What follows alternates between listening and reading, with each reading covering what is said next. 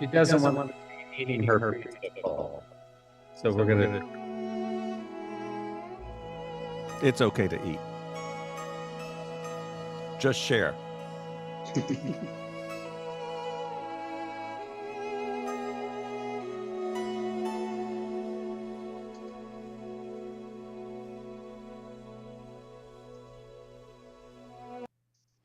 Good evening, everybody, and welcome to the Cambridge Hot Club. My guest this evening is Paul Shapiro. Welcome, Paul. Hello. Cambridge Hot Club is with you the first and third Wednesdays of each month, where we take a deep dive into any number of subjects, one musician, one area of music. And tonight we're going to listen to the career of Paul Shapiro. And welcome, Paul. Great to be here. Thanks for having me, Bill. And it's great to see some familiar faces already. If you're eating dinner, it's acceptable. Remember to mute and not burp. So, Paul Shapiro grew up in New York, Long Island, in the 1960s. He's been on the New York jazz scene for more than 40 years, and we will be hearing from him more about his career in just a few moments. I think most of you know how to use the chat. So if you have questions for Paul or for me or for anyone else, you can raise your hand like this, or there's a button. But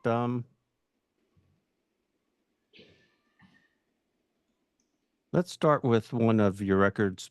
It's in the Twilight, and then we'll start talking more. So this is called Light Rolls Away the Darkness.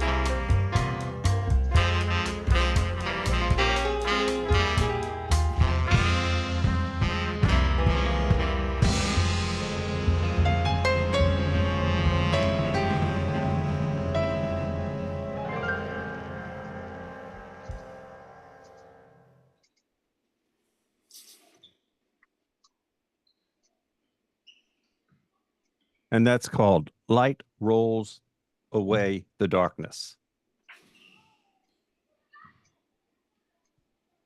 That's from your record. It's in the Twilight. Paul, can you share? Tell us a little about that record. Well, the first record I did for John Zorn's Sonic label was called Midnight Minion. And a lot of it owed to the music that I remember from the Saturday morning service. I can tell you more about how that all happened later, but this was the second record, and this was more about the Friday night service I used as source material. And that song is actually a very pretty piece that's part of the very beginning of the evening service for Friday night. And I'm looking at the prayer book that I used in our temple growing up. When I was starting to make these records, I actually went out and found online, or maybe I bought in a store, the actual book that we used to use, because I was familiar with that book and how it was laid out and the pages of things, and it was easy for me to work from. And that specific piece, Umavir Yon Umevi Yon Yom, Umavir Yom Umevi Lila, is basically thou createst day and night, rolling away the light before the darkness and the darkness before the light. And I always liked that rolling away the darkness, that line, because we'd read it, we'd sing it, and then we'd read it in English. And so that is what that tune is about. And it's really about the beginning of evening and the changing of the light, and how light rolls the darkness away, and then darkness rolls the light away, and day turns into night, and night turns into day. And so that's that one. It's called Light Rolls the Darkness, but it also, in Hebrew, it's Umavir Yom. So that's the story of that one. Go ahead, Ben. Hello, everybody. It's my first time. Hi, Ben. Hi there. Paul, that was gorgeous. Thank you. I have a couple questions. We're on Long Island. I'm from Westbury, which Oh. was known as a community for all seasons in the early 70s. Oh, I'm There's- from Bethpage. Right. Nearby. So you wrote the tune, and what did you play on it? I played tenor sax on it. Yeah. Okay, it was And gorgeous. Thank you so much. It was the same band on my first two records. It was myself on tenor and Stephen Bernstein on trumpet. He's the one who played that nice solo at the end. And Peter Apfelbaum was also a tenor player, so it was three horns up front, and a rhythm section of Brian Mitchell on piano and Booker King on bass and Tony Lewis on drums. So it was a sextet, and I used that same band, which I love to play with on both those records. William Brown. You know, it was really nice, the rhythmic concept of it. It was like, when you say now the roots of where it came from, that's a really nice twist upon it. Well, I really, I mean, I'll tell you a little story about how this all happened in terms of my Jewish background. I had a regular Jewish background. I went to Hebrew school a couple of days a week and didn't like it like everybody. And, you know, I had with training for a bar mitzvah and the whole thing. But when I was around 10 or so, my dad sent me off on Saturday morning to what was called junior congregation. It was like an hour-long service. There was one adult there, but it was led by kids. And all, you know, from basically like around 9 to age 13, really, you know. And I really enjoyed that, you know, because I just enjoyed the melodies of the prayers, and I enjoyed the singing. And, you know, it was something that all of a sudden it wasn't like I was forced to do. So I ended up doing that a lot. I became one of the officers, and, you know, I was a leader of the little services, you know, because we had student leaders. We led the whole thing ourselves. And then many years later, then I became a jazz musician. I became an improvising musician, playing all kinds of music. And in the late 90s, John Zorn started Sonic Records. And, oh, Bill, you hit the button. He started Sonic Records and with a subtitle of Radical Jewish Culture. And so we started to make records that was informed by our various Jewish backgrounds. And a lot of people made records that were just kind of using the sonorities of Jewish music. But I actually had a lot of melodies that I was very familiar with and I enjoyed. And so what I really did, and particularly in those first two records, was to perform. I played those melodies on the saxophone, you know, in my house. I'm like, and I started to like really study them from a musician's point of view, a composer's point of view. And I was like, oh man, Shema, that's in major key, you know, and this one's in a minor key. And then I learned about other, you know, modes of scales used in Jewish music, Fragish mode, the Misha Bayrock mode. And anyway, so I studied up on that. But I think what people enjoyed about the music from those records was that I used those melodies, but I really treated them differently. You know, it wasn't tacky jazz, you know, like boop, boop, boop, boop, you know, and it wasn't overly like religious, you know, it wasn't like hyper Jewish. I just used those melodies and, you know, played them in a new way, in the way I heard them. So that's the way that one came out. That one came out with a nice kind of groovy Latin beat, you know, and other ones came out differently. But I think that a lot of people have tried to kind of blend Jewish and jazz over the years. Particularly, there was a couple of famous records in the 1960s. Terry Gibbs had one. He was a famous vibraphonist who had a Jewish name that I forget. But and then another one was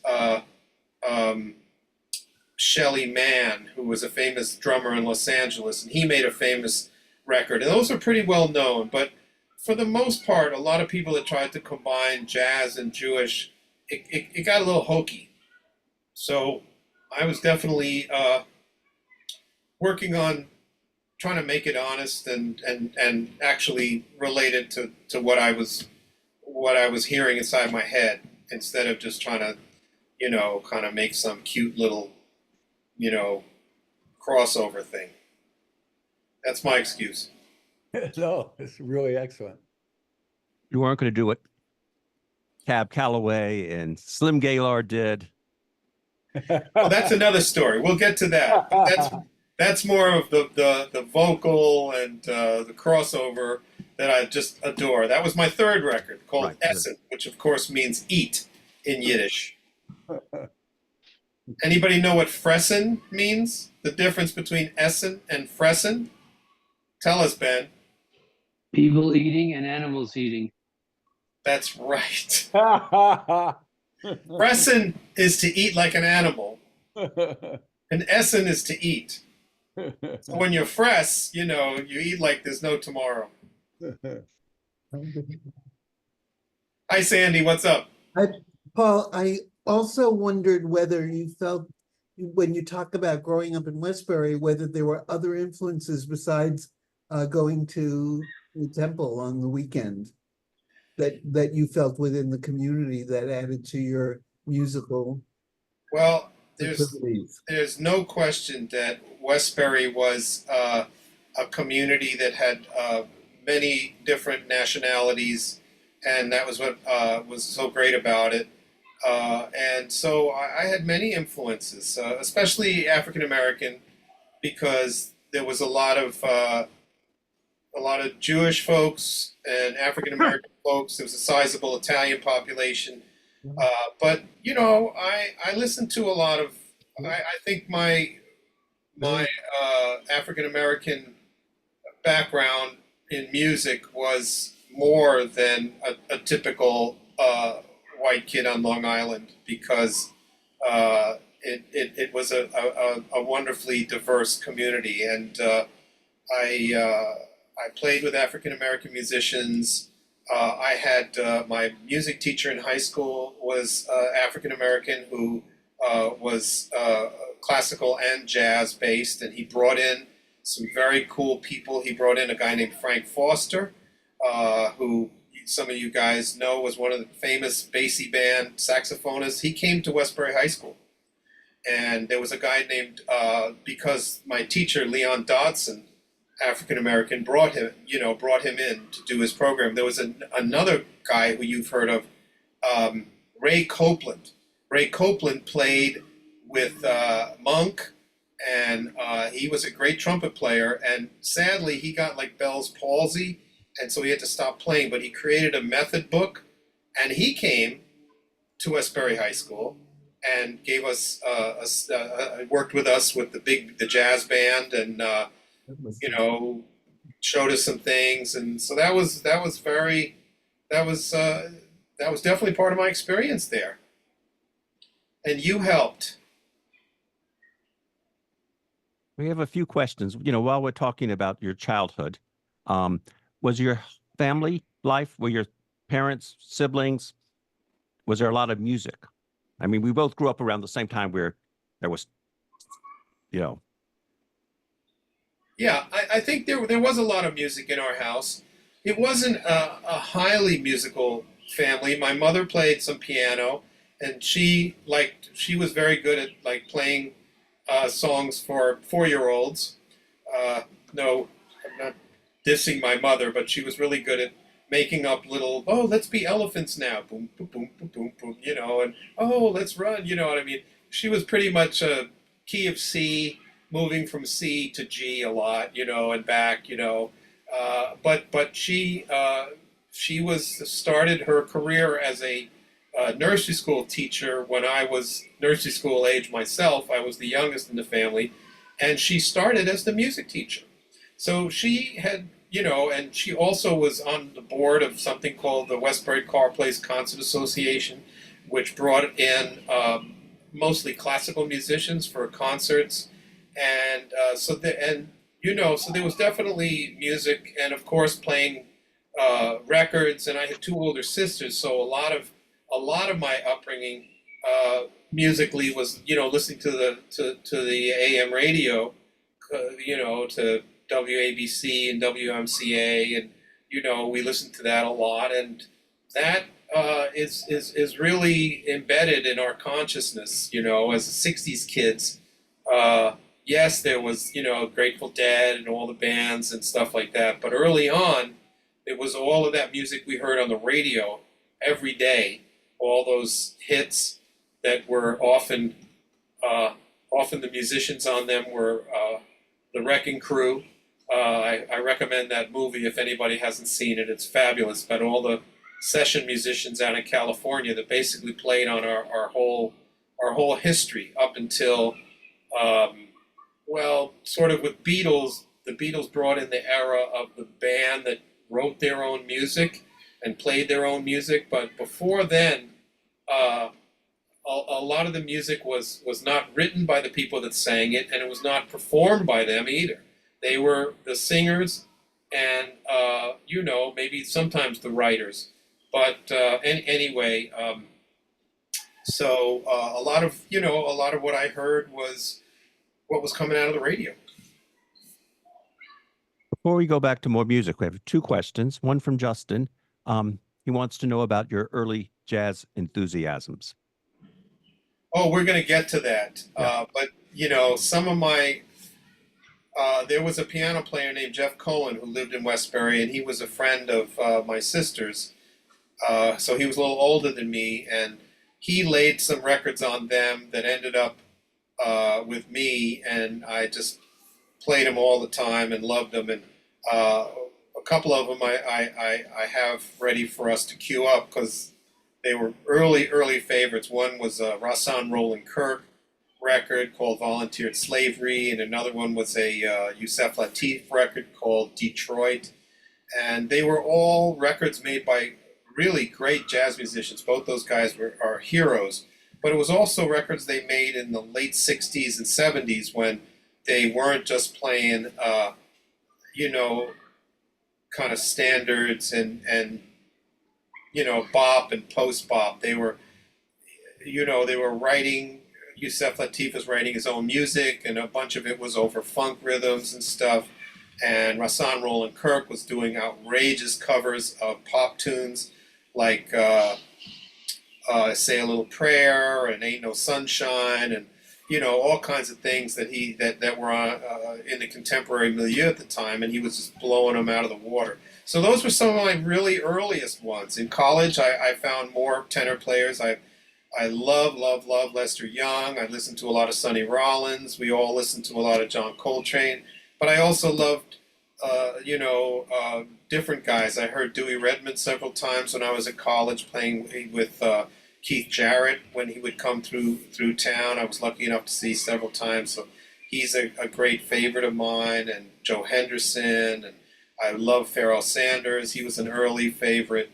I love the whole history. I mean, I know that, one thing you can really say about the saxophone tradition is that it's a tradition of so many masters, so many great players that it really doesn't lend itself to being just like a single hero, single musical mentor. It's very wide. A lot of great ones. Before we return to the music, one question about Westbury. Bill May asked, did you interact at all with Marty Scheller? Trumpeter Marty Scheller. I've never heard of him. Sorry. Mm-hmm. I don't know if he's older than me or younger than me, but I don't know him. Westbury also there was a part of Westbury that was on the other side of Old Country Road. They used to call that the Salisbury side. So he might have been from that part of Westbury. Paul, where shall we go with the music? You want us to play some of your Zodic stuff or go back? What would be fun to hear now? I didn't know it was going to be up to me, Bill. It's not up to you, but or we can go back to the roots. No. Let's play a little more exotic. Okay.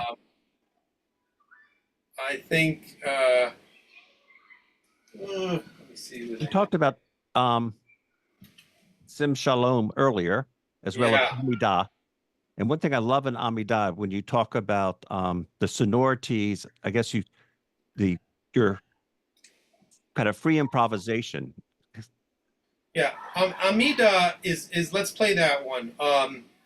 That was from my first record, and it's another one of those. This is a prayer from Saturday morning, and it basically goes Baruch atah Eloheinu Elohei Avoteinu Elohei Abraham Elohei Yitzhak Elohei Yaakov, etc., etc.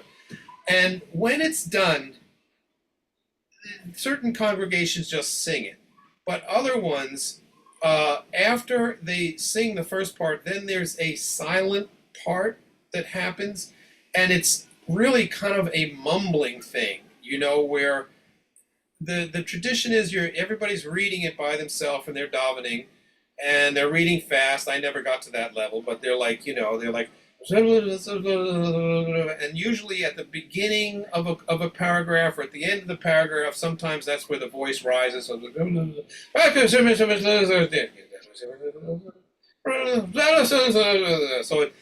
and the whole congregation is praying at their own pace, but they're all moving through this prayer together.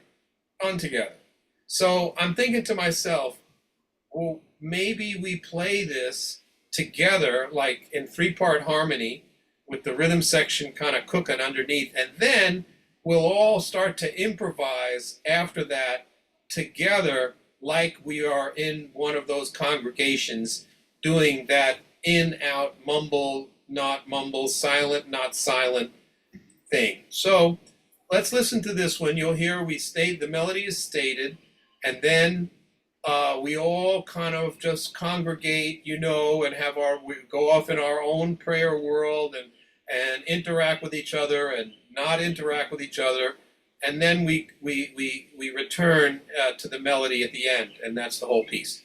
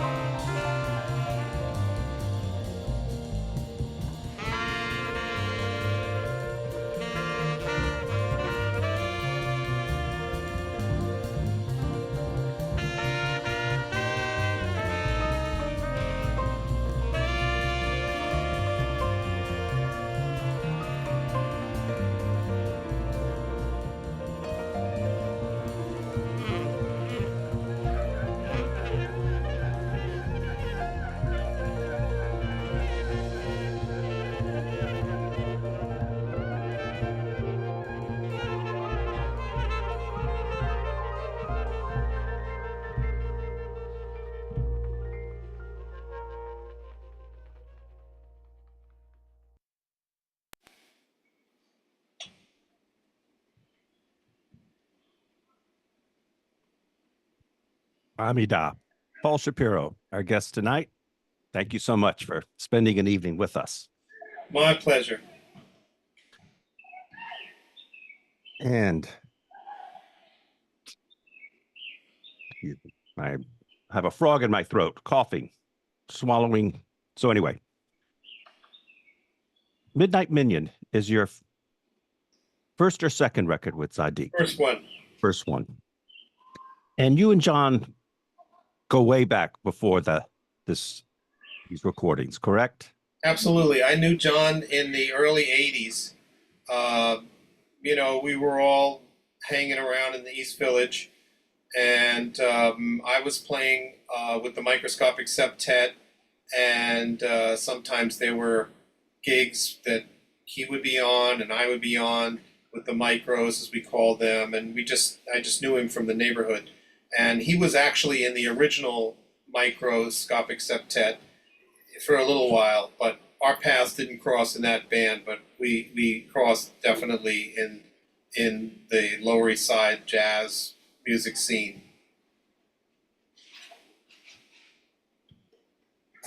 Okay, and you want to introduce our next piece, Eitz Chaim? Yeah.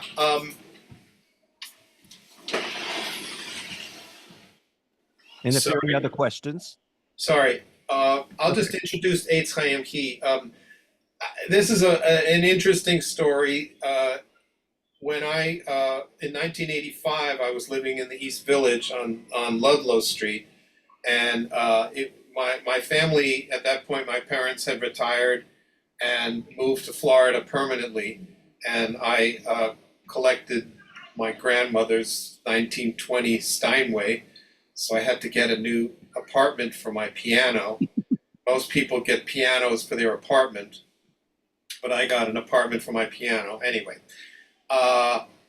So normally, like every other kid, if you're near where your parents live, when it comes to Yom Kippur, Rosh Hashanah, the high holidays, you go home. And you take a train or whatever, and you go and you hang out with your family and maybe go to temple with them, because everybody goes to temple on the high holidays, no matter what. You may never go all year, but that's when you go. So anyway, 1985, my parents are no longer there. So I started to go to to stick my nose in really to some of the Orthodox shuls in the Lower East Side. And they were very different, from a sort of conservative Jewish or Reform Jewish Long Island kind of thing where everybody's put together and sings together and reads in the English and please turn to page 41. And I'd go into these shuls and they were very old school and very Orthodox. And one famous shul around the corner from me was the Rivington. It was on Rivington Street, and it was where a lot of famous cantors used to sing in the 20s and 30s. And at this point, they were all downstairs because the big shul, there was only 30 people, 40 people coming to services, so it would be in the basement. But anyway, the Romanian shul, it was called.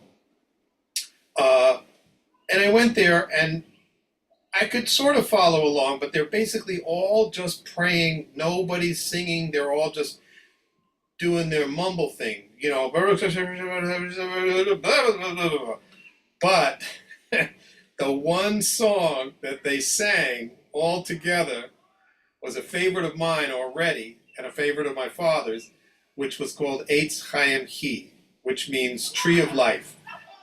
And that was really significant to me, that here in this synagogue where they sang nothing together, not even the Shema, basically. Everything was just kind of set into the space, half together, half not.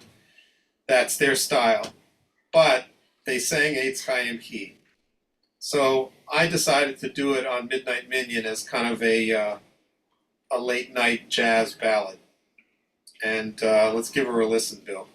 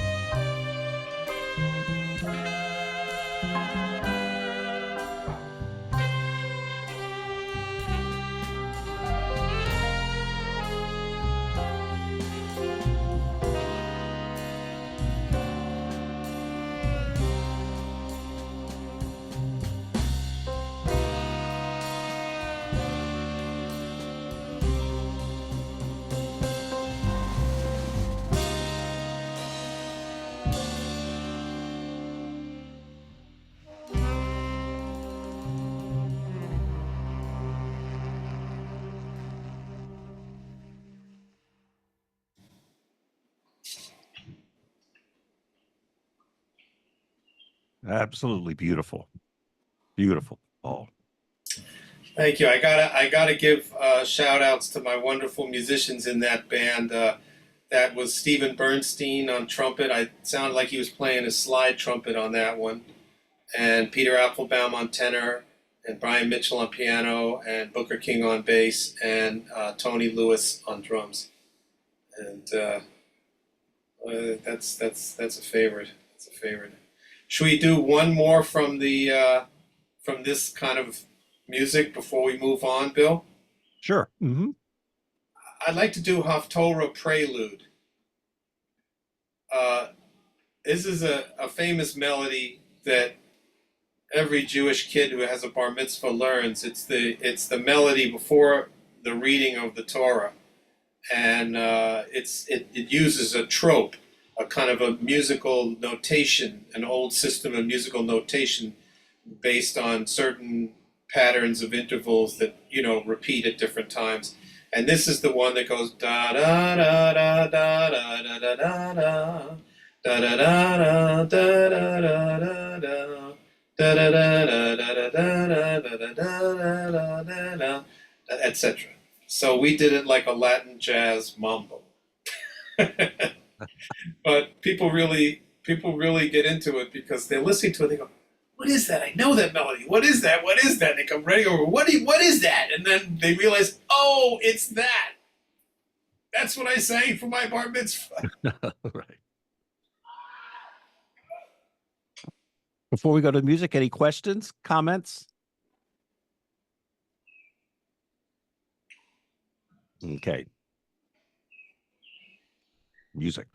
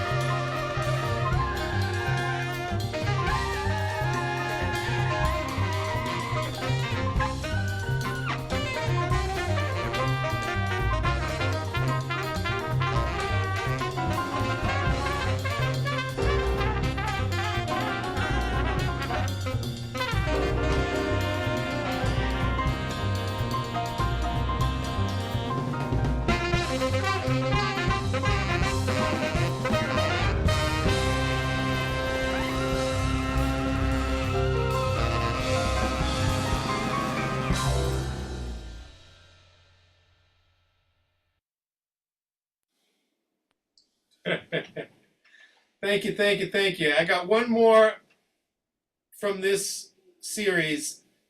This next one is my version of the Friday night kiddush, the blessing over the wine, the long version. And I just have one story about it.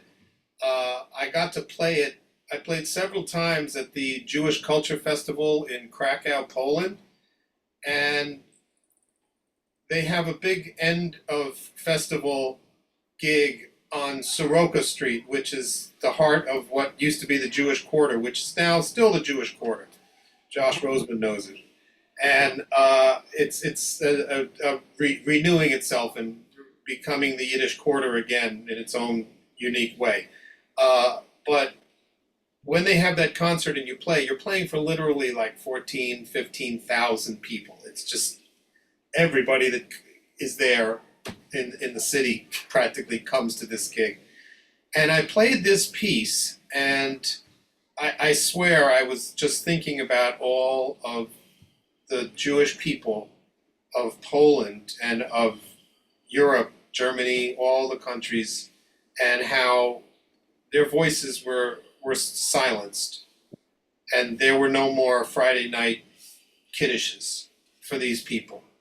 And I kind of felt their presence, not, just felt the presence of all of those people who never got to say their Friday night kiddush and live out their lives in a peaceful way. And so that was special to me to play this piece at that time for all those people. So this is the Friday night kiddush. I think you'll recognize it.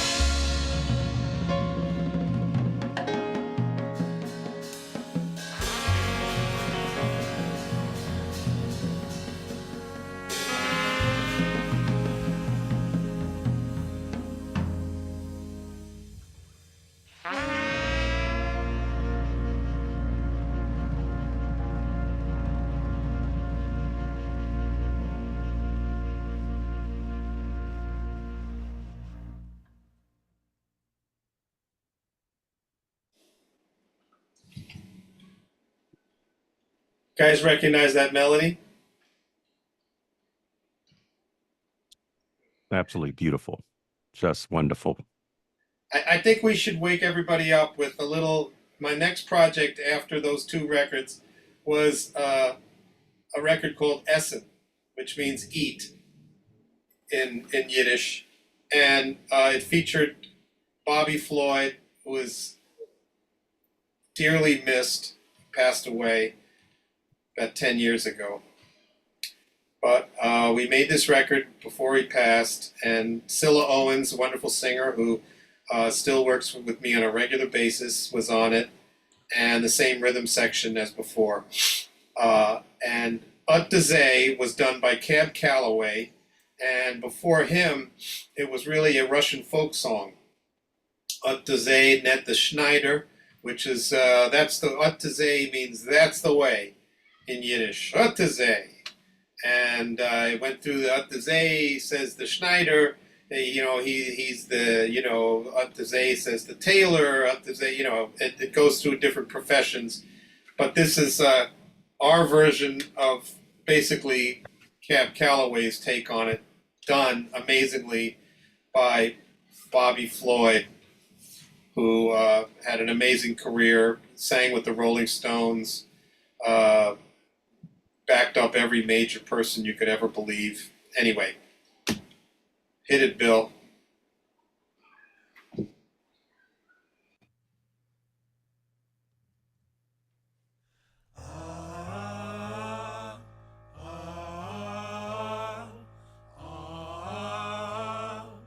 My mother used to sing to me a haunting little melody.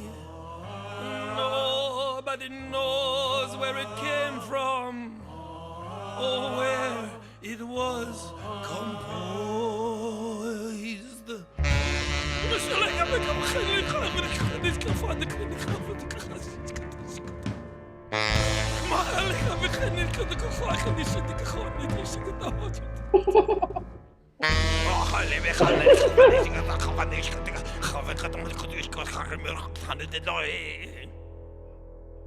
Zoy sings the tailor as he fashions pretty clothes. Zoy sings the tailor as he sews and sews and sews. He's as busy as a bee, making lovely finery, things my baby loves to wear when I take her to the fair.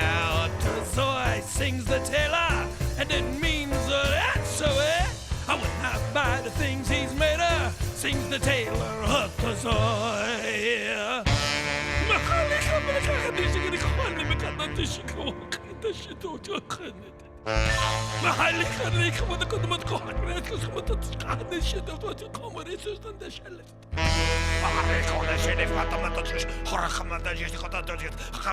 You actually bought this thing?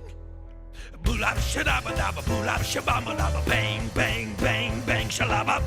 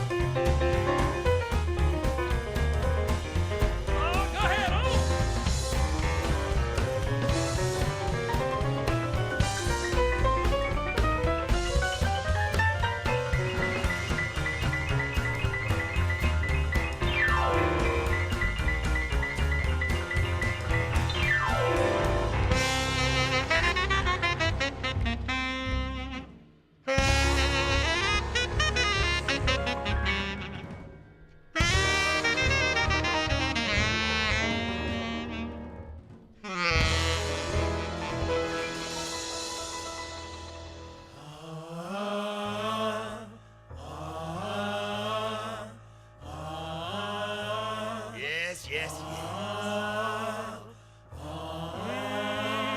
My mother used to sing to me a haunting little melody. Nobody knows where it came from or where it was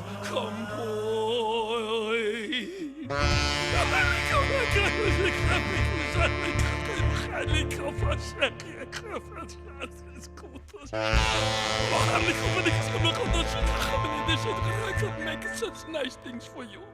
Have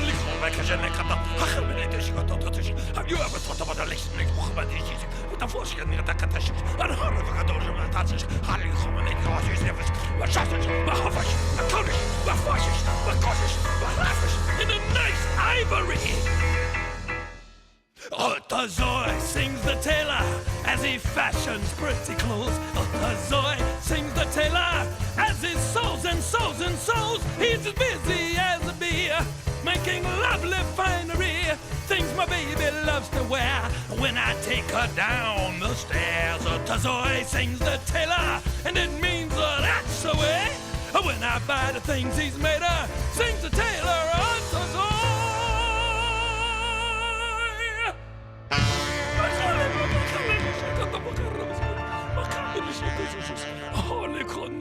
No. Mahali var så man det så. Vad kan man inte så? Nej, det kunde driva. Mahali var så on the Dutch shit. Har vi inte så då det var det. Kan inte det så man. Vad det så. Hey, how can you with some color in your life? A Buddha shababa dabba Buddha shababa do the bang bang bang bang shalaba.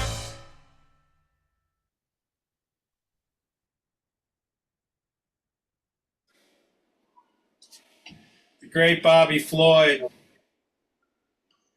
Such a great cat, amazing humor, and we always had a lot of fun doing that live. Oh my God, it was really great. You guys, any questions about that band, or maybe we'll do one more of those tunes, Bill? Absolutely. Any questions? Fantastic. Would you give us the personnel again of that band, Paul? It's basically the same rhythm section from the other, which is Brian Mitchell on piano, Booker King on bass, and Tony Lewis on drums. But instead of the horns, I have Scylla Owens on vocals. We're going to hear her next. And Bobby Floyd, B-A-B-I Floyd, on vocals. And we just heard Bobby. Let's hear Abigazint. This is Scylla singing a tune that was popular in the 30s.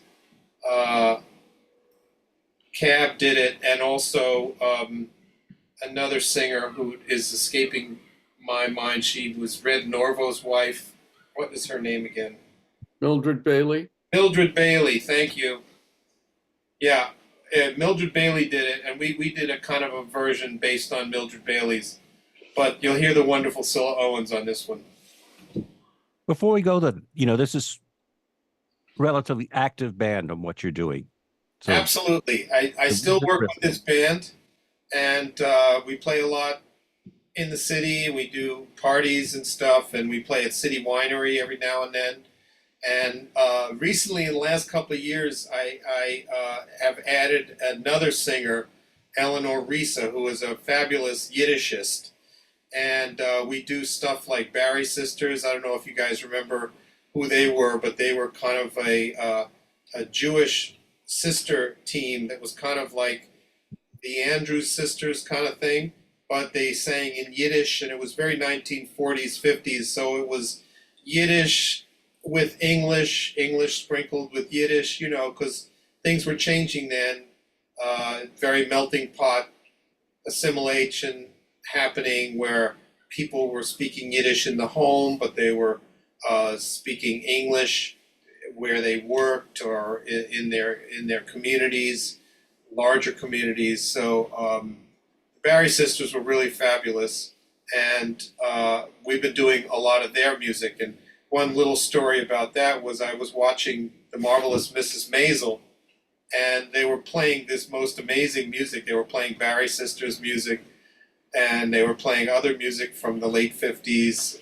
And so then I started doing Ribs and Brisket Plays the Music of Mrs. Maisel, which has been a lot of fun because the music that they chose for that show were so awesome and right up our alley. And I was like, we're already doing this stuff. Let's have a little fun with it.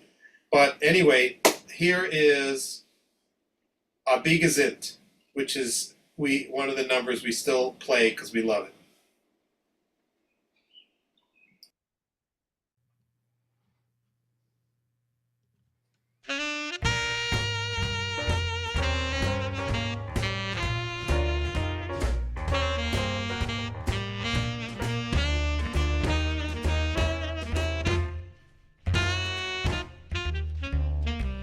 I never knew a hep cat from a square. And I was called Miss Bring Down everywhere. But since I went and joined the swing society, now I'm just too hip and filled with notoriety. I flipped a hip, a solid, a sander, a very good friend of Mr. Bender. Bender, Schmender, a Bigazint. I'm a chick that's in the know. I'm a Labor D, a real rocket cutter, a personal friend of Mrs. Butter. Butter, Schmutter, a Bigazint. I'm a chick who takes it slow.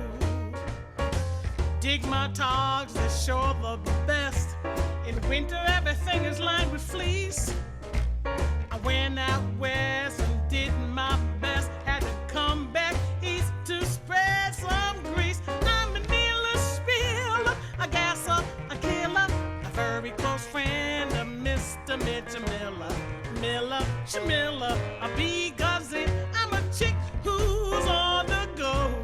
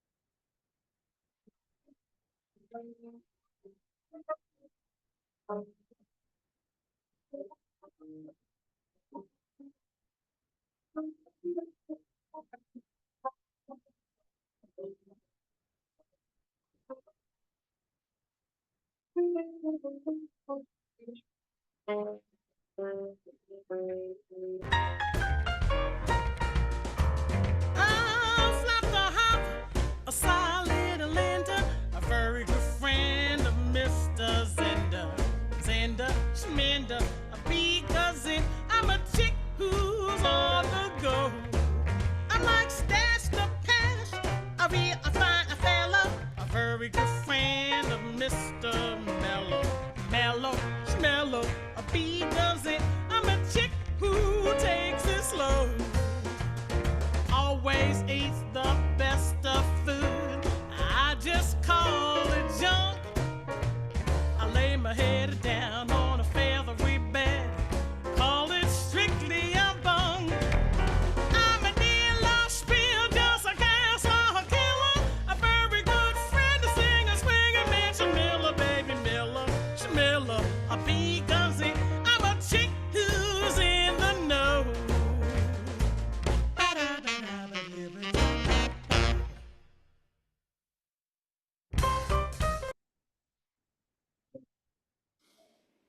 Cool. I hope that I think there was some technical difficulties for me. I don't know if I heard the tune come back, so I think we're good now. We're good now. Sorry about that. You are forewarned. So we're gonna jump to the 80s, Bill? Correct. Yep. Mm-hmm. So when I first came to New York, it was the late 70s, if we're being honest. And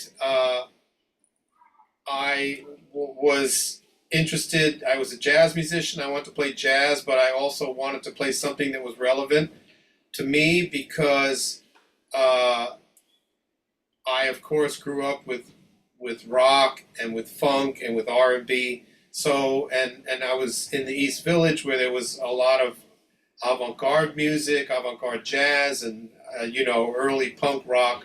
So I created a band called Foreign Legion, and William Brown, who is on this Zoom, was in the band, and we had a lot of fun. And we started out really kind of more skronky avant-garde, but by 1985 we recorded this tune, which we're going to play for you now, called "While You Were Out." A play on the word "out" because everything was out music, and avant-garde was known as out. So "While You Were Out." And this was our biggest chance to try to grab the great golden ring of pop success, which doesn't happen to avant-garde funk bands in the East Village that easily. But we did come out on this record that we're going to play for you now, did come out on a compilation LP at the time of all the kind of funk bands like ours, which included some really good ones. Joe Bowie's band Defunct had a track on the record, and James White, who had a band called James White and the Blacks, they had a track on the record. He was very popular and very unique. And several other bands. Melvin Gibbs, his band was on it. Melvin is one of the great bass players of our time. Played with so many great people. Henry Rollins among them, and Kelvin Bell, a fantastic guitar player. He had a track on the record, and so anyway, I got the rights to my own song, or I actually had them. They were mine because of passage of time and stuff. So I put it out myself. So it's on Spotify now, and you can hear this record along with other things that I've done. And we're going to try to get more of Foreign Legion out gradually because it was really a wonderful band, and we were just, we were pretty young, and, it's hard to get things through the door when you have no juice. 20-year-olds don't have that much juice. But anyway, we loved what we did, and it was good. So here is While You Were Out, if you're ready for it, Bill.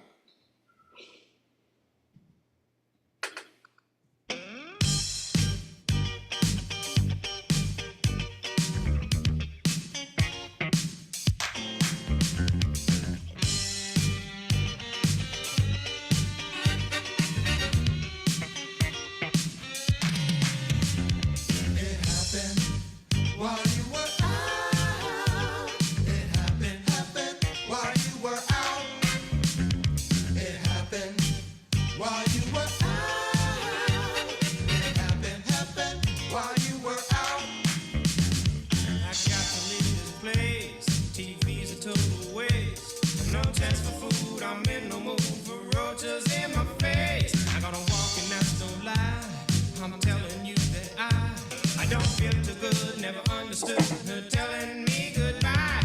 There's nothing here, my memory's much too clear. Now the streets are right to walk at night, maybe she'll disappear.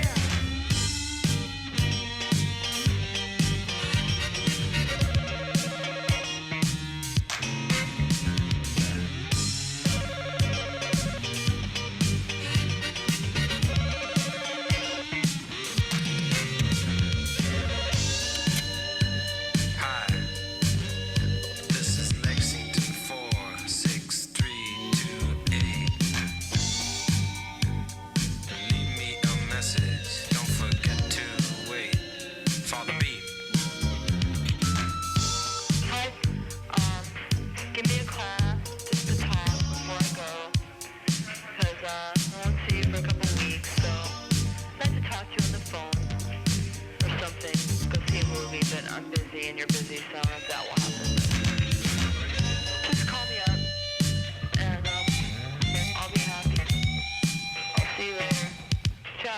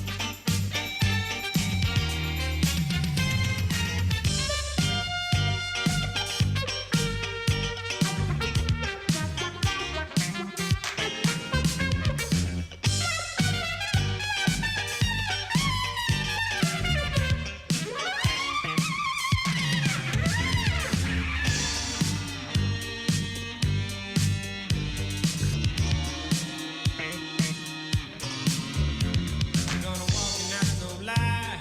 I'm telling you that I don't feel too good, never understood her telling me goodbye. There's nothing living here, my memory's much too clear. I just feel alright to walk at night, maybe she'll disappear. It happened while you were out. It happened while you were out. It happened while you were out. It happened while you were out. It happened while you were out. It happened while you were out. It happened while you were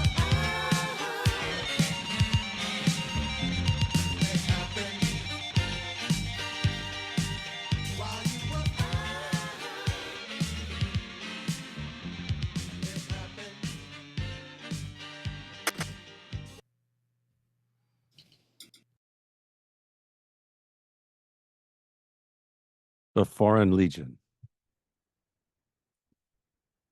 Paul, you're muted. I mean, Oh crap! I'm sorry. William Brown on guitar, who's sitting right here on the chat, playing the heck out of that guitar. There he is, man. Sounds good after all these years. Really, really cool. Yeah, we that video. Bill posted the video on the chat. It's really hysterical to see. You'll see us all in our 1985 glory. We're down on East 9th or East 8th, just below Avenue B, in a outside a burned out building. Nobody said we couldn't do it because the buildings were completely closed up and nobody lived there. And it was very East Village presentation. But right around that time, I started playing with the Microscopic Septet. which was a wonderful Lower East Side band that led by Philip Johnston on soprano sax, and Don Davis was on alto. That was the band that Zorn was the original altoist, but Don was there for most of the life of the band and continues to be. And I was on tenor, and Dave Soulson on baritone. Wow. And Joel Forrester, who co-wrote many of the tunes, on piano, and Dave Hofstra, who I still play with a lot, on bass, and Richard Dworkin on drums. And the famous line, of course, was the Microscopic Septet. Oh, great! How many guys in the band? Of course, there was 7. But anyway, let's listen to a tune called "Lobster in the Limelight" that was written by Joel Forrester. It's got a nice tenor solo in the middle. That's me, and I always like this tune. It's pretty fun. Take it away, Mr. Goldberg.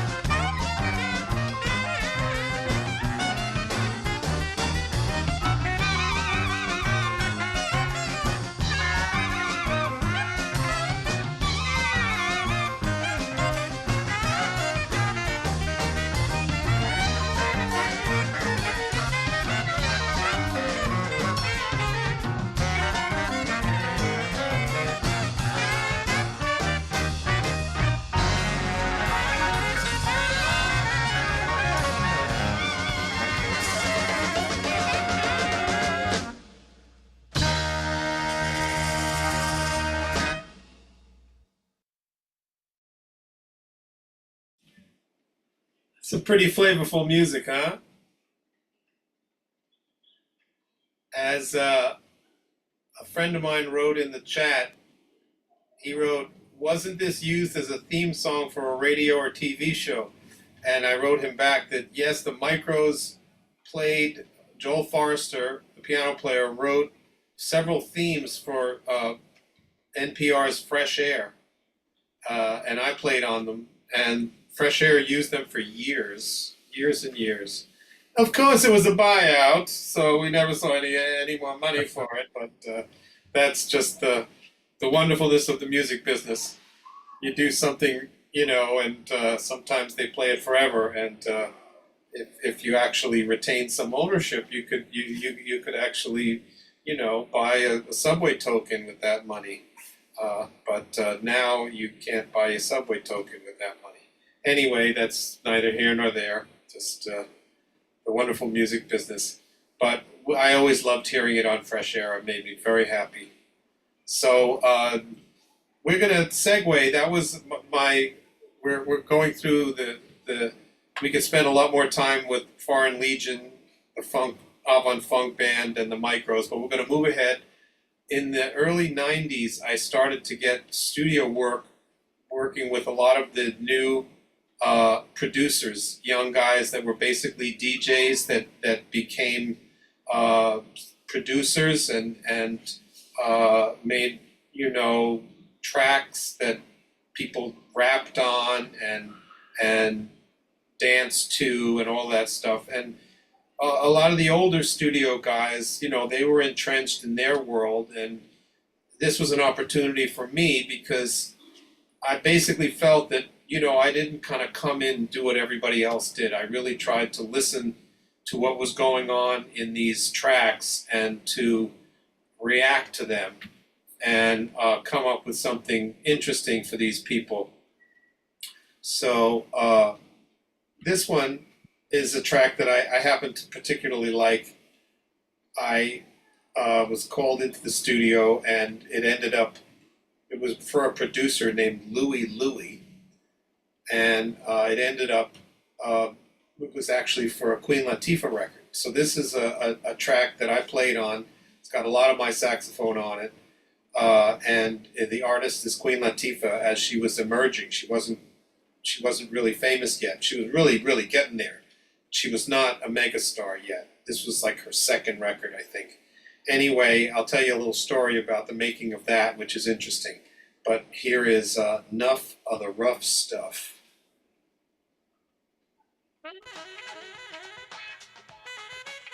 Get funky with it.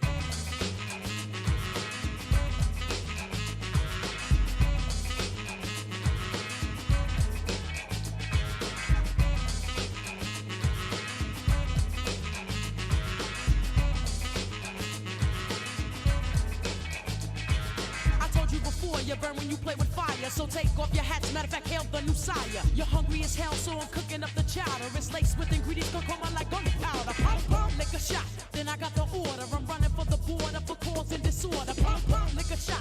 Got on my defenses. I'm running for the fences. Of course, I'm relentless. The particular name of this queen is Latifah. I've often been classified as a feminine teacher. Collectively capture the heart of a nation. Love my culture and show appreciation. You're looking for the black and blue. I'm the ones who give it to you. What are you mad? Give me some of what you had.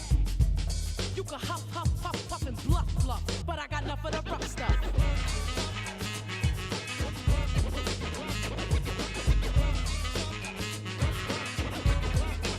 Enough of the rough stuff is what I do, and I do it well. The proof is in the pudding. I show and prove, not show and tell. Talk tales, you get caught up in the crossfire. Buckshot must be what you want to desire. I write concepts, I don't be frontin' or be bugging. I solely write the rhymes for the beats that you be loving. It's a love thing. The queen doing her thing. If I was a liquid, you would drink me like Tang. You think I'm kicking things that I myself don't even heed? I rap not for the love of the music, but for greed. Latifah's booty, no, she could never succeed.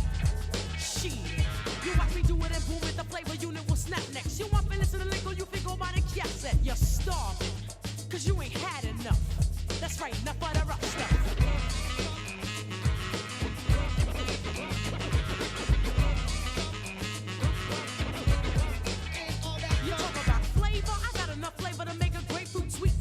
Jumping out of their seats, change a peach to a pear to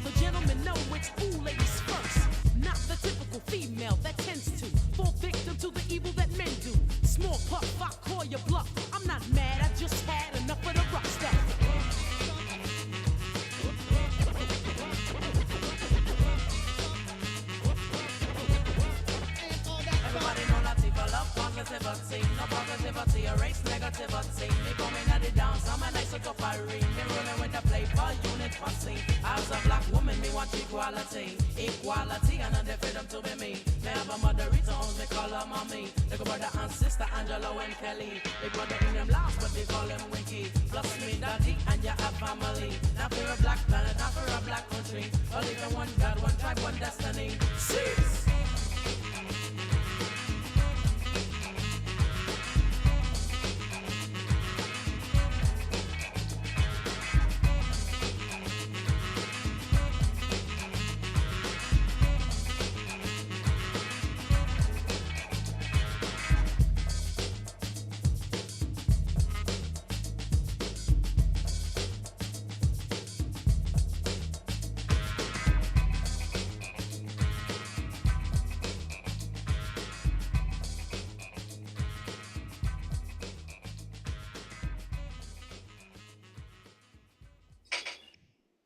So that was my tenor with the great Queen Latifah. A lot of tenor on that track. I just wanted to tell you that it was very interesting the way this producer made it. Anyway, he would have me play over the track like 3 or 4 times, or maybe not so much, maybe twice, you know. And then he would go back and he would find a couple of little pieces that he liked. Like in this one, it was the lick that went and he would print it on the track, on one track, the whole song through. And whenever he wanted that, he would unmute it and it would pop up. And he had another lick, dee, dee, dee, dee, dee, dee. That was in another song actually. But it was an interesting way to produce where he would, you know, you think usually they just used you at a certain part, put a little solo here. But he would find a couple of little giblets, I used to call them, and then he'd print the whole track with them. And whenever he wanted to hear that sound, he'd unmute it and it would pop up. So it was an interesting production technique. Anyway, right now we're going to do one more from this era of my fabulous career as a rap and dance music improviser. But it was pretty cool. This one was called The Whistle Song, and Frankie Knuckles was a very famous DJ who turned into a producer. He's called the godfather of house music. He was really very inventive, and he had his own record on Virgin Records in 1991. And they called me in to play flute on this one. And it turned into basically, what the hell is going on here? Got a helicopter up here in the Lower East Side. I'll close my windows in a second. But it was basically a 6-minute flute solo. But this tune has been played so much in the clubs. It's just totally, it's like a really iconic song. And I just was flown to Naples 3 weeks ago and performed it live because he passed away 10 years ago, and so they were having a tribute. So I was played for a huge crowd at a seaside resort in Naples, Italy, and I performed this tune. And to those that know it, it's kind of iconic. To the rest of us, it's The Whistle Song by Frankie Knuckles. Hit it, Bill.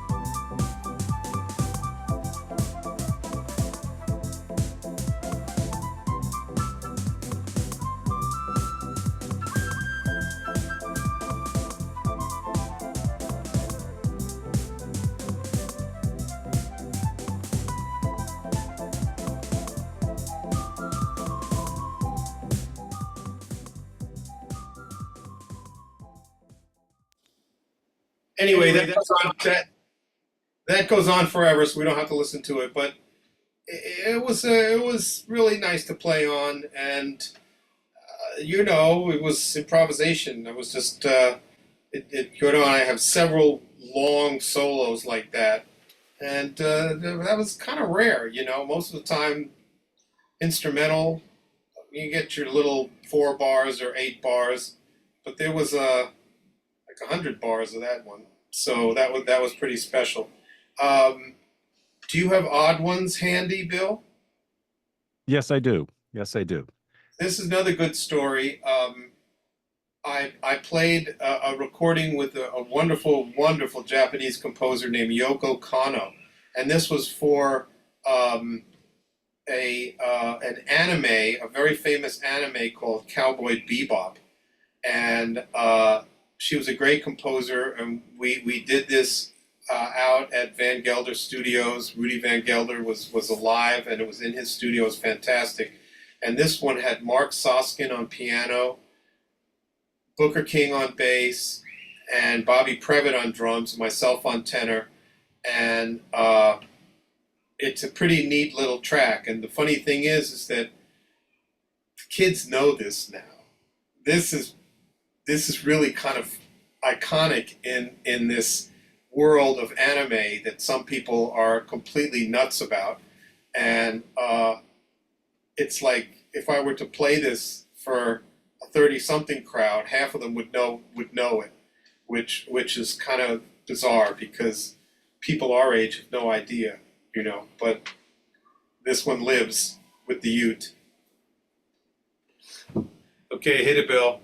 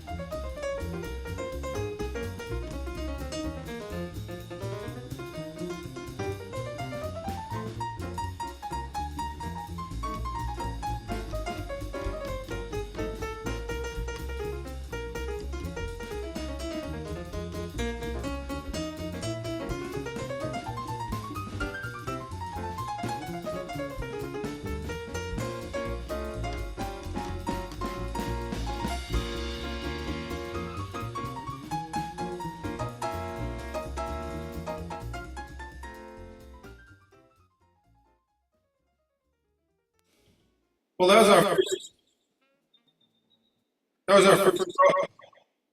our first screw up of the day. That actually wasn't the version that I played on. I don't know. There must be another version. We that's on Spotify, so we got that mixed up. But that may I don't know who that is, but it wasn't me. But anyway, so I think maybe it's time to play a little Chauffeur Road verses. Let's get to what my most recent record on Sodic is kind of different from my earlier ones. I used the great Mark Rebo on guitar and Brad Jones on bass. Great jazz passenger bassist, fabulous. And my mainstay, Tony Lewis on drums. Can we pull up Surfin' Safari? I'm Surfin' Salami, I mean. This is a good peppy one.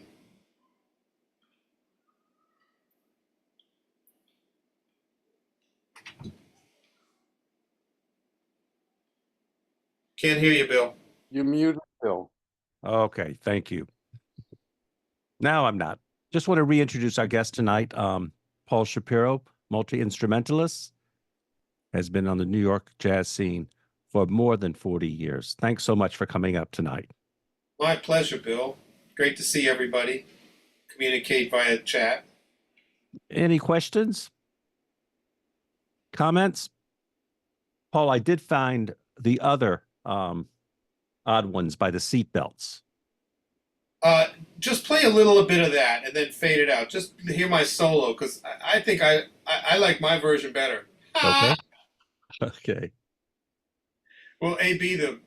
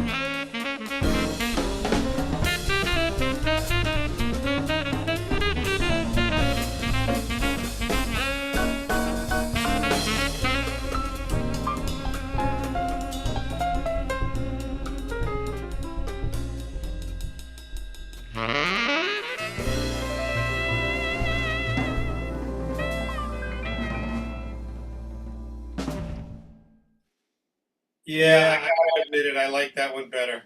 I was listening. I said, "That's not me." Should we jump to a little Chauffeur Road Versus and my most recent record on Sonic, and play a little Surfin' Salami? Yes, we can.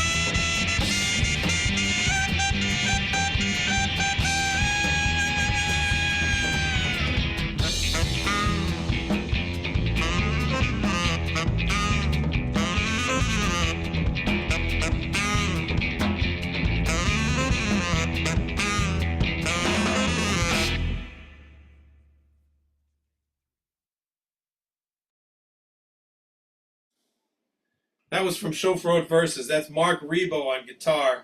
Just unbelievable. He's such a great musician, talented, fantastic concept. So great. Now we're going to play another one from that. This one is called Halil. And Halil was an instrument, a wind instrument from Middle East many, many moons ago. And this tune is kind of evocative of Middle Eastern mode and a Middle Eastern sound on the soprano sax. And this is like the last one is also an original. Shapiro original. Take it away, Bill. Okay, any questions? More music. Cool.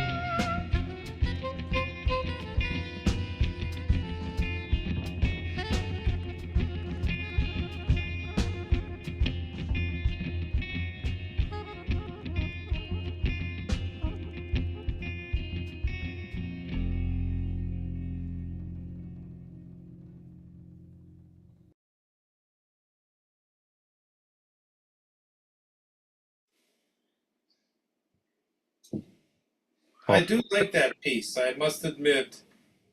I know I wrote it and it's me, but I gotta tell you, kind of like it.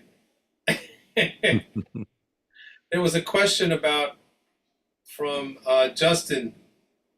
Are you using a special approach? Well, the one thing I brought my flute. Hold on. You see, this tune is like your standard Fragish mode for Jewish music is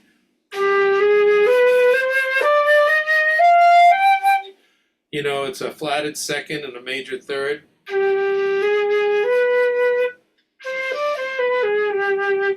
But with this one, I also flatted the fifth, so it was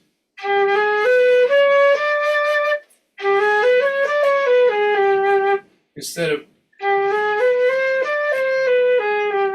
that's more traditional Jewish sounding.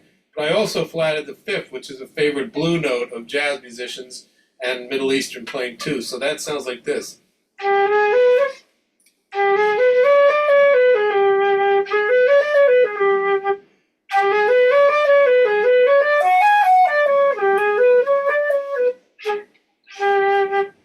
So that was really the essence of what I was improvising on. Should we play another tune from that record? This one's called Search Your Soul. And once again, it features Mark Rebo on guitar, Brad Jones on bass, and Tony Lewis on drums.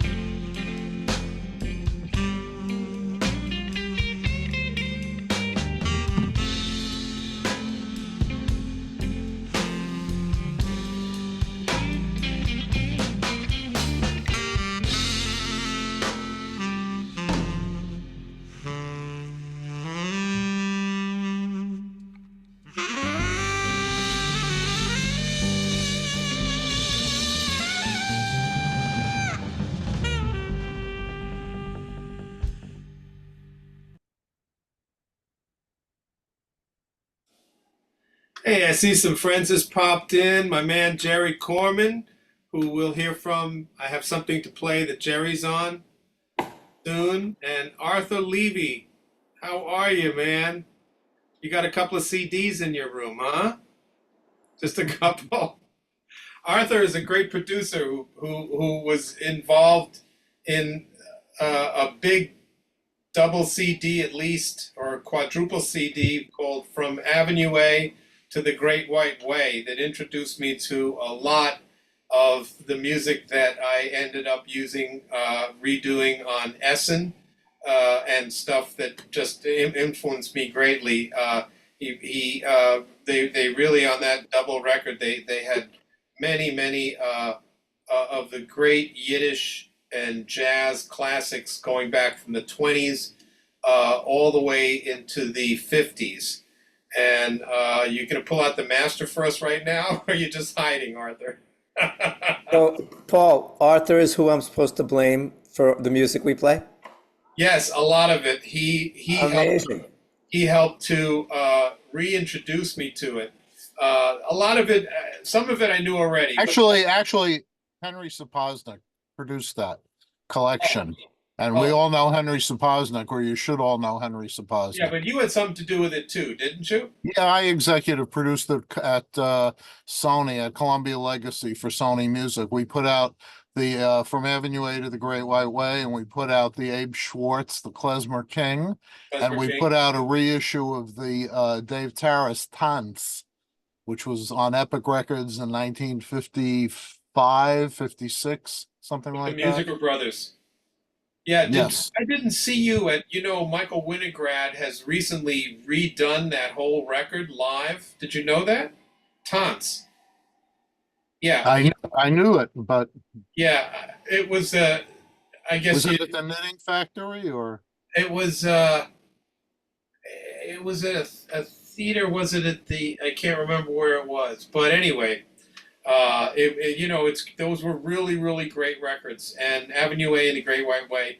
Yes, you're right, Henry Sapoznik, but you were the executive producer, so you were an important cat. But Avenue A to the Great White Way is still available. You can still find it. You can, it's still in catalog. It's the only one of the three that survived in catalog, and you can find it on eBay, and you can find it, I think, on Amazon as well.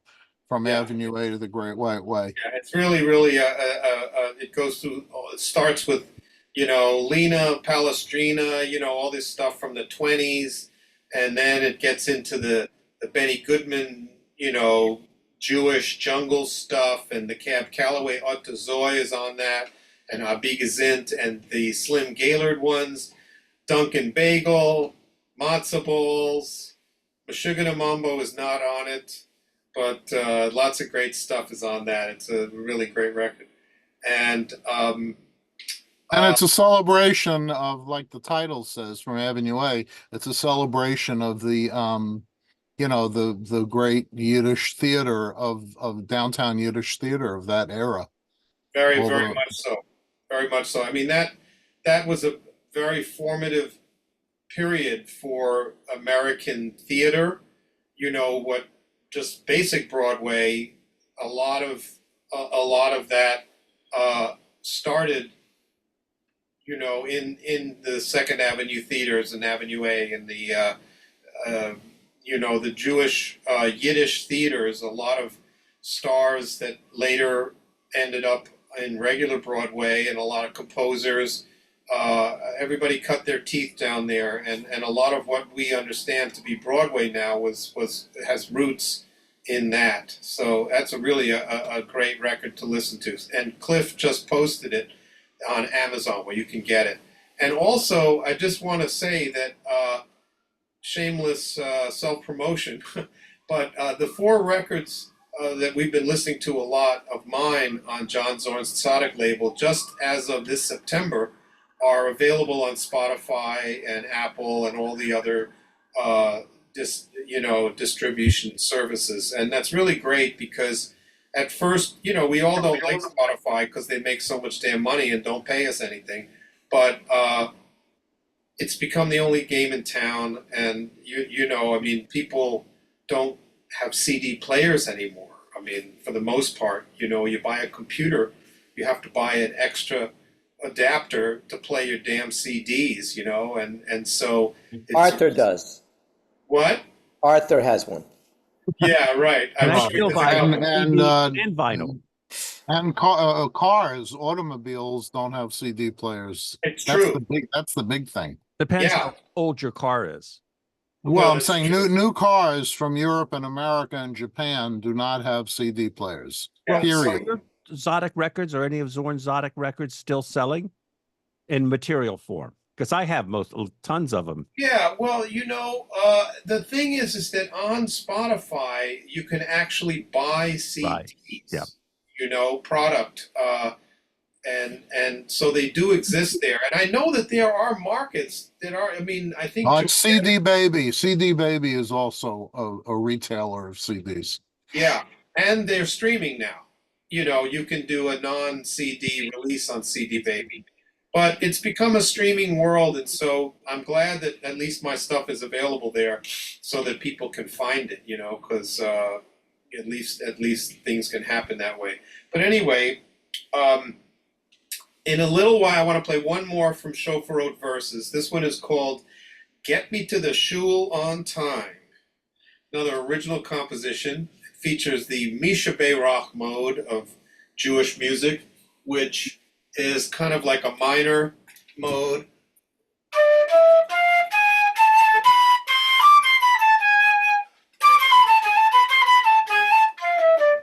It's got the Misha Beirach mode in it, Get Me to the Shul on Time, and then we're going to have a special thing where I produced a record this fall. Jerry Corman played on it with these two really fabulous young singers. They're American, but one of them lives in Israel, and they sing the hell out of Barry Sisters' kind of Yiddish music. And they found me. I produced 2 tracks for them, and they just dropped them on Spotify yesterday. And we're going to play, after we play Get Me to the Shul on Time, we're going to play Shane V. De Lavona by the Schwesters, which means the sisters in Yiddish.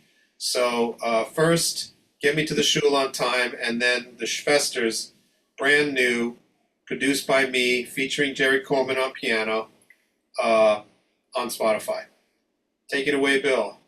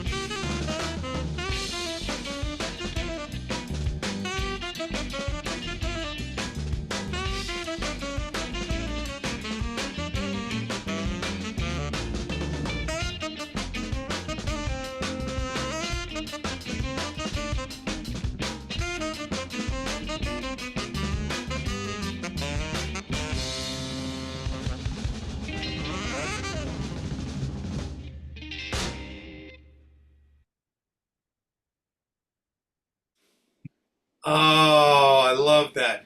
Arthur, tell us what tracks are on it. The tracks are, hold on. Starts with Havana Shalom Aleichem, in meine Shtetl, meine Yingala by Shalom Segunda. Oh, meine Yingala. Gis Gis, which means poor, poor. Hupkala and Yushka. Joey being drafted. It's subtitled Joey being drafted. Side 2, Maida Shamama. Then Alavai Alavai by Moshe Aisher. Oh, I love that. The Kempman Abyssal Mazel, a little bit of luck, a little bit of Yeah, luck. a little bit about that. Shalom Tans by Abraham Elstein, and Chabdich Leba Zoi.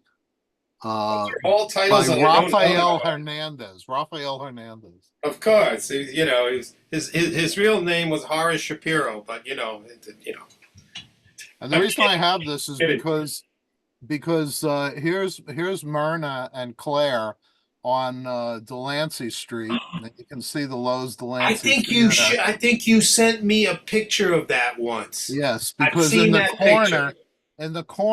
right to the right of of Claire's head or Myrna's head is Phil Hall Clothes, which was my wife's Andrea's father's store on the Lower East Side. And if the album cover had gone another inch, there would be the front door of Ratner's. Oh, those are fantastic pictures. So anyway, right now we're going to play something that's brand new, and it could have come off that record. So let's see what you think of this. Okay, they released 2 tracks. This is Shane V. D. Lavona, which is Beautiful Like the Moon, and then the second one we'll hear after we chat is Ein Kickoff Deer, which means One look at you. one look at you. Thank you. Beautiful song. Yes. Here we go. I have a prompt. Teleprompter. Perfect.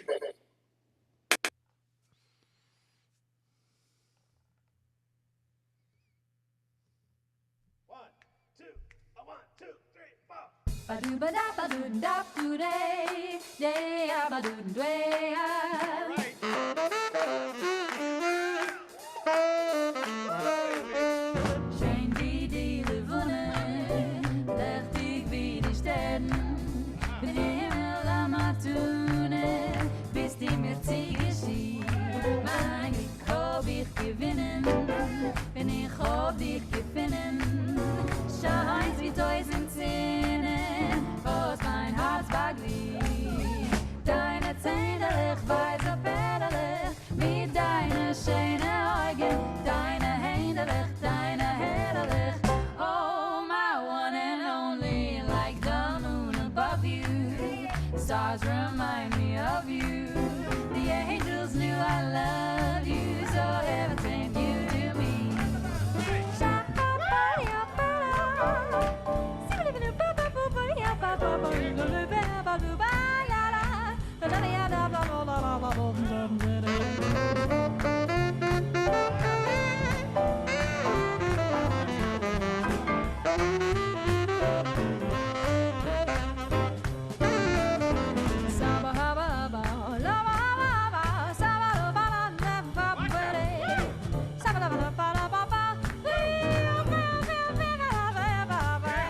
Deine Zähne, ich weiß so federlich, mit deine schöne Augen, deine Hände, deine herrlich, mit deine schöne Augen hast du mir der Ziege zeugen, schön wie die Levone, lechtig wie die Sterne, den Himmel am Atune, bist du zu mir,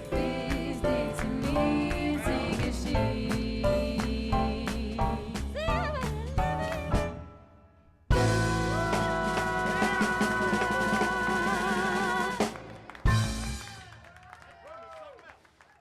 Comments? Pretty good singers, right? Great. We did that thing that we've done in the studio before, where after the track is done, we all stand around the mic and first we did claps a couple of times, and then we did hoots and hollers.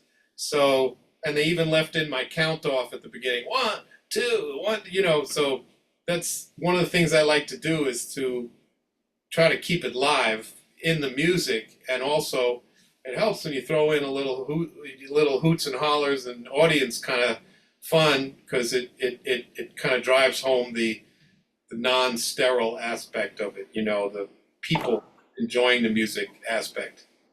I want to say, since it's your night, Paul. Yeah. Yeah, Paul was a great producer in that session, because they had great ideas. There's a lot of energy, and Paul had the way of, you know, putting a nice bow on it and making it classy but also fun. So you made a lot of good decisions that day, I thought. I hope so. I hope so. They're very, very, very talented, and you know, that improvisation sounds like just great. Sounds like Keely Smith with Louis Prima, you know, and but there was a lot of backing and forth in the making of the arrangement before we even got to the studio, where there was a lot of changing ideas and all that good stuff. But I really hung in there with them and really listened to them, and there were many additions and edits from that. I wrote actual arrangements, so I came in, it was written down nice and neat so everybody could read it. And then when we had to change it in the studio, it's easy. You just scratch things out, you make little notes. So another note is that all that chauffeured verses that we just listened to before this, I did that in one session with no rehearsal. I swear to God. And it's because the musicians were that good. Mark Rebo, Brad Jones, Tony Lewis, they all are fantastic players and very good readers, all of them, you know, and jazz musicians, downtown musicians, not necessarily known for reading and stuff like that. But these guys are great, and a lot of those takes were first takes, because sometimes the first reading is the one that really gets the fresh idea. And sometimes you have to go back and do them again for several times to fix things, or to get the heads right, or the melodies right. But in terms of improvisation, often the first time you hit it is very often the one where the fresh ideas come out. And then you've done it, and then you go back and do it again, and you're kind of like, gee, I like doing that thing I did before. And you have to watch out that you don't try to recreate something you did before. Or if you do that, you have to do it damn good so that it doesn't sound, you know, preconceived. So I'm a big believer in pre-production and coming in with legible, well thought out charts, so that you don't have to labor over the music in the studio. You can just get to the music and make the changes you want, and not get bogged down in you know, minutiae that kind of can ruin the flow. You know, it's just the basic, you know, you want to stay as close to that as you can. So let's listen to the second tune. This is called Ein Kick auf dir, One Look at You.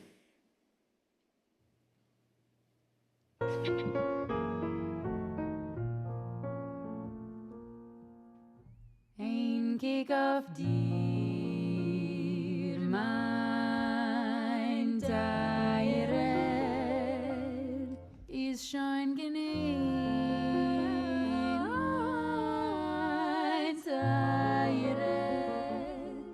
Die hast gewinnen schon, deinem ist verdient Leun, in die wirst ein viel mein Herzen der Kreun. Ich weiß, als ins Beiden Teire wird man sich scheiden, Teire, doch bleibt mir heilig der Moment, wenn ich auf sich mit dir bekennt. Ein Kick auf dir ist schon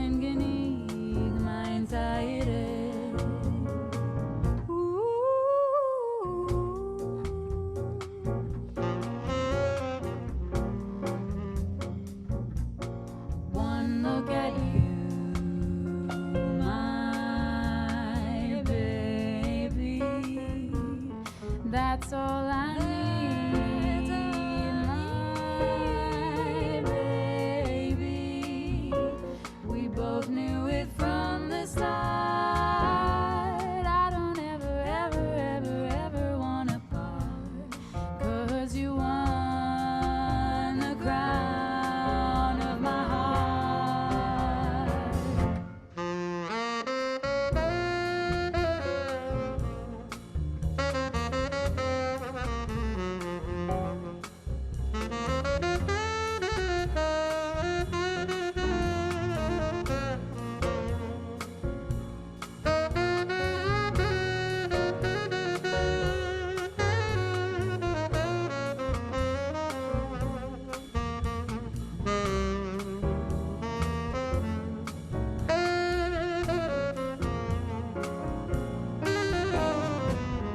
Ich weiß, als ins Fade in Teile.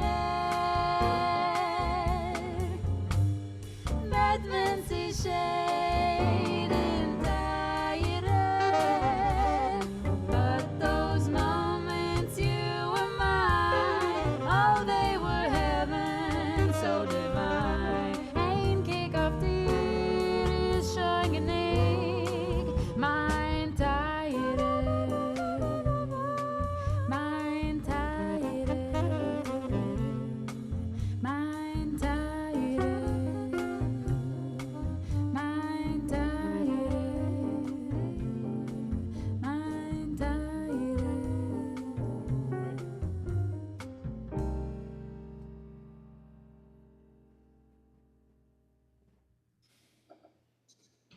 That's Jerry Corman playing piano. They sing nice, right? I'd like to listen to track 1 of my first record on Tzaddik. It's called Malech HaChayam. You guys might recognize it. It's sung at Pesach. Towards the end of the Seder, there's the Hallel. And I always liked this melody. And I arranged it for the 3 horns for the Midnight Minion record. And this is a favorite. It's also a nice one at night because it's kind of mellow. So we'll see if we can find that.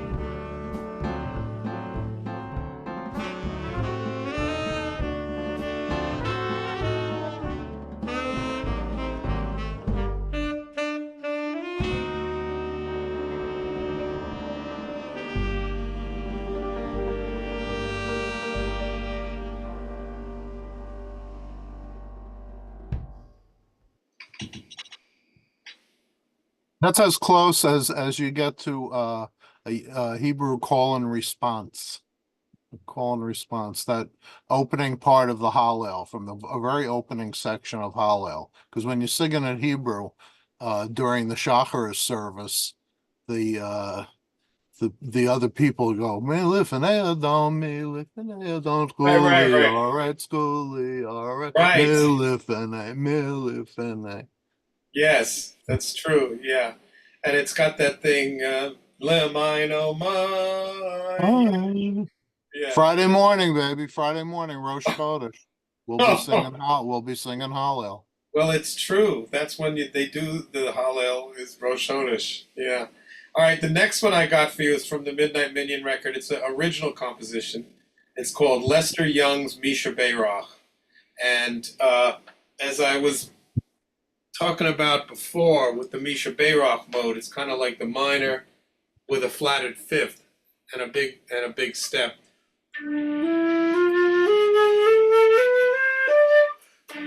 But if you leave the fourth in, it sounds like this.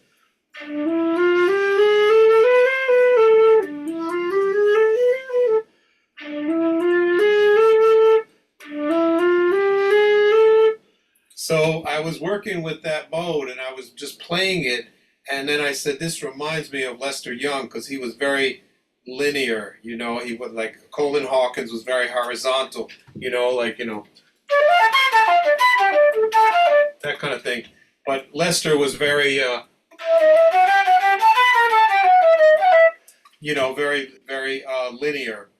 And so I was working on that. And then I played.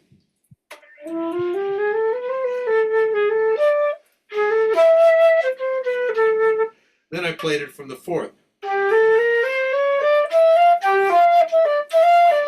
So that was how that one happened. So it's a Misha Beirach mode over the one chord and then over the four chord, and then it goes to a whole other little section. So take it away, Mr. Music.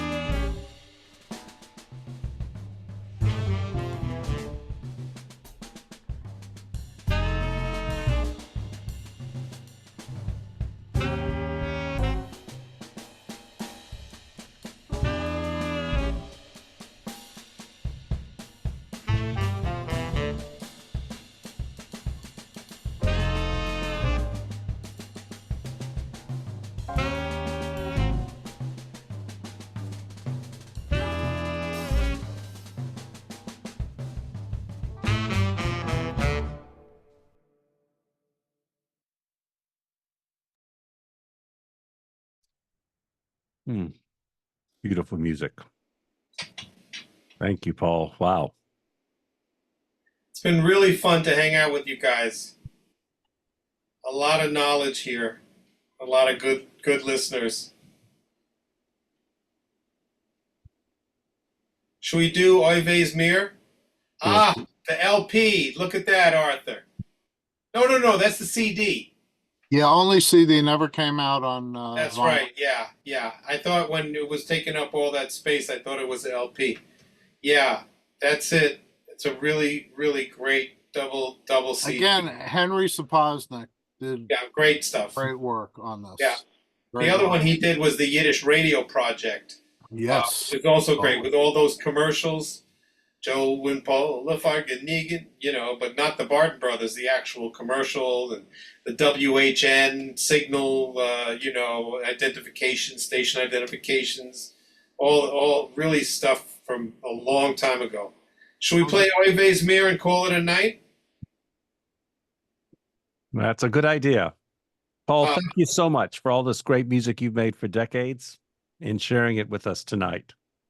It's really been a pleasure, and thank you for inviting me. And thank you, Cliff, for your technical advice. And pull the Oy Vey's Mir from Essen, Bill, because that's the one. There's two versions of it, but that's the one with the vocals. I've got it all set up. My man. Yeah. Thank you so much, Paul. Hope to see you here in Boston. Yes. Yashikoya. Thank you, Arthur. Great to see you, too. Thanks, everybody. And I'll be back in 14 days. Thank you, Justin. And actually, Paul, I mentioned to you Russ Gershon. He's part of the next program. Dave Bryant is one of our fine pianists, composers, and he has a wonderful series, Third Thursdays, September to June. And they have groups. Dave spent about a decade with Ornette Coleman. And really? Yep. But actually, he's in one of Russ Gershon's bands called Listen to This. And they've been focusing on 1970 to 75 miles for the last 3 years.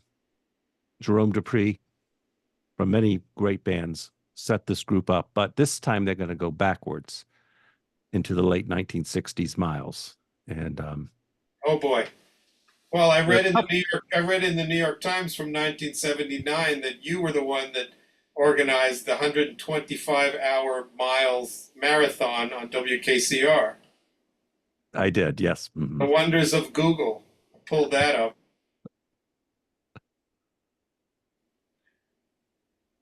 Long time ago. Go Lions roar, roar Lions roar. Bill. Right, there's a lion over there. KCR, right, too. Bill Shapp lives. Yes. Phil was a great guy. He actually was one of the inspirations for me to go back into broadcasting, podcasting. And well, I'll tell you one quick Phil Shapp story. I played one of the DJs at KCR's wedding several years ago, and Phil was a guest, and he could dance, man. It was good to see him. He could get down and dance. It was fun. We were playing some swing. And then I got talking with him afterwards, and I was talking about, oh, yeah, with my ribs and brisket, we have a lot of fun. We do Ut to Zoy from Cab Calloway. And all of a sudden, he's like, oh, yeah, that was 1939. That was that session with blah, blah, blah. And all of a sudden I go, holy shit, I'm talking to Phil Shapp. The guy's unbelievable encyclopedic. And I was just so enchanted. I was like, listen to this guy. You know what I mean? It's like he knows. I'm very blessed. I have my wife has 5 sisters. Has 4, but had 5. 3 of them live in New York. 3 live on the West Coast. So George Kelly played at our wedding. Oh. And then Eddie Bearfield, Buddy Tate, and Earl Warren in different combinations played at the other 2 sisters' weddings who got married in the city. And Phil was at each one. And yes, dancing with, we were young then. We weren't even 30. So he was dancing with our moms and grandparents. Yeah, he could really dance. He could really dance 50s style. It was fun to watch. Yeah. Wow. All right, here's my Oy Vey's Mir. original lyric, original composition. It's not that unique, but we have a good time playing it. Thank you so much, Paul. Thank you. Thank you all, everybody. Thank you so much. Thank you for hanging out and sticking around.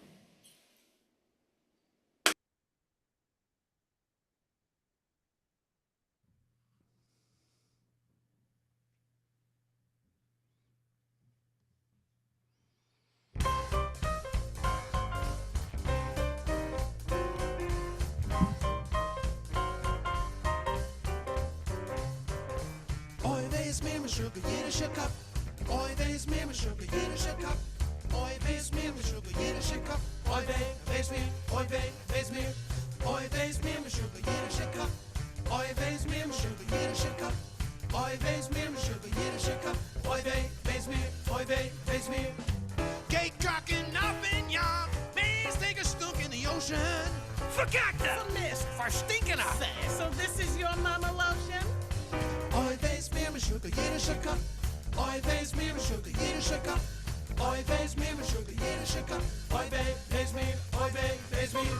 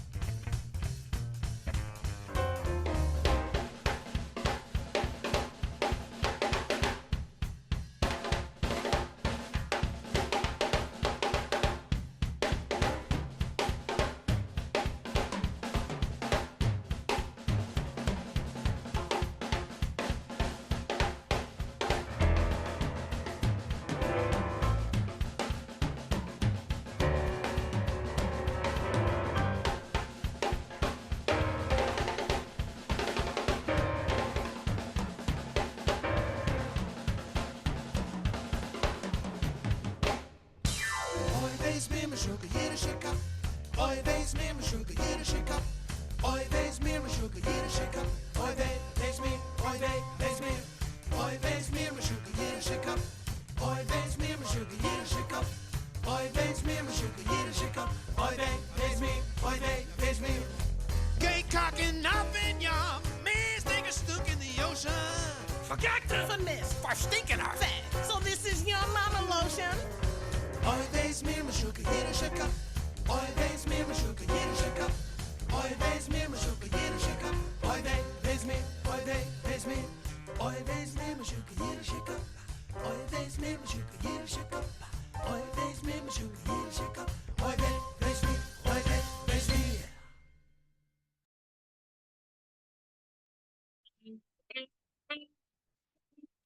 Thank you all so much. Now go get some sleep.